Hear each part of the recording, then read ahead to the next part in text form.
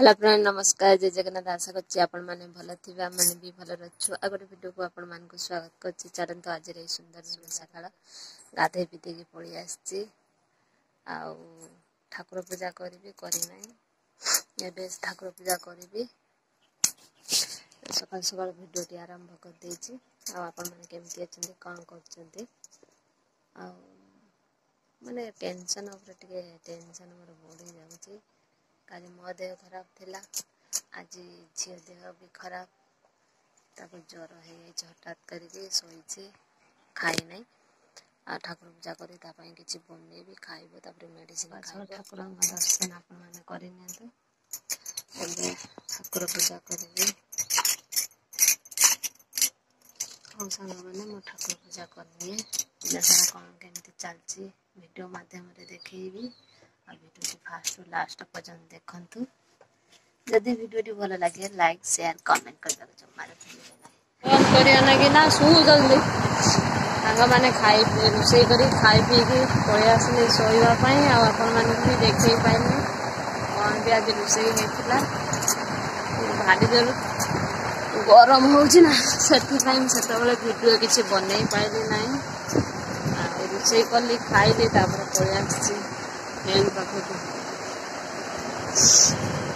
तापर आम बापा भी ना से जाइए मेडिकल टे आ सका पड़े जाइए 6टा बेले से आज टे बेणुस खियापिया होगला बेणुस आसगला कम बेणुस बेणुस सरीगला टे बेणुस शोई पड़ा पुणी लाइव जी 3:30 मुझे लाइव जाऊँगी जो मैंने भिडियो देखुचा जब लाइव आसला चाहिए निश्चित आसे दिन टाइम और रात आसे से लाइव आ तरकारी कौन करी भेंडी गोटा भजा करी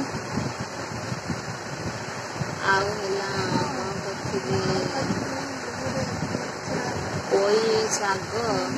आलू बैगण भंडा पकई तरकारी करी आज सब 2टा तरकारी करी झील देह भल नाला तो झील भी भात खाई खाई दी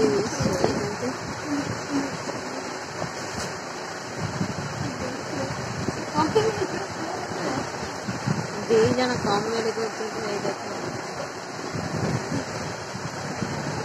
माने एते जोर गुड़गुड़ी होती गरम होती जमी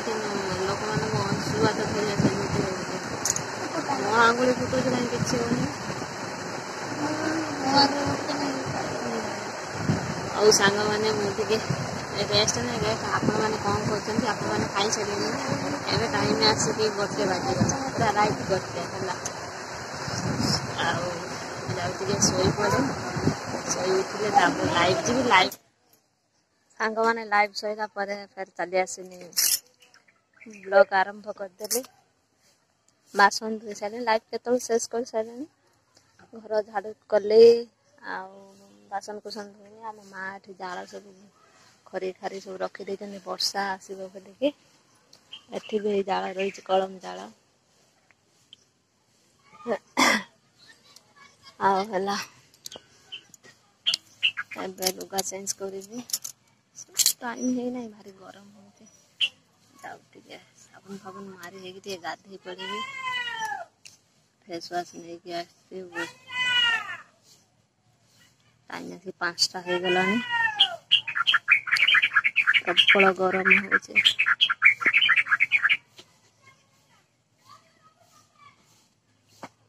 आम झी को देखते आसुची मो भौणी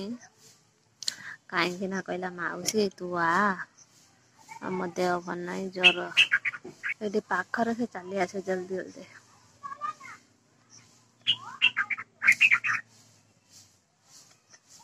तो गरम हेले मो मुहर आगर झाड़ बाहर मो मुहर कौन सब बाहर पड़े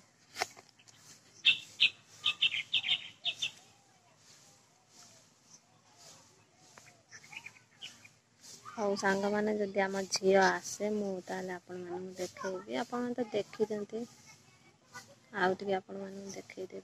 पुओ हे बल खेलुचे अनईजी और जदि आम झी आसे ताने मुझे भिडियो शेयर करी। ସାଙ୍ଗମାନେ ଆପଣ ମାନଙ୍କୁ କହୁଥିଲି ଆମ ଝିଅ ଆସିବ ଦେଖନ୍ତୁ ସେ ଆସିଛି ଆମ ଝିଅ ଦେହ ଭଲ ନାହିଁ ଜ୍ୱର ହେଇଛି ଏଠି ତ ଦେଖା କଥା ହେଇଛି ତା ମାଉସୀ କହିଥିଲା କଣ ଆଣିଛି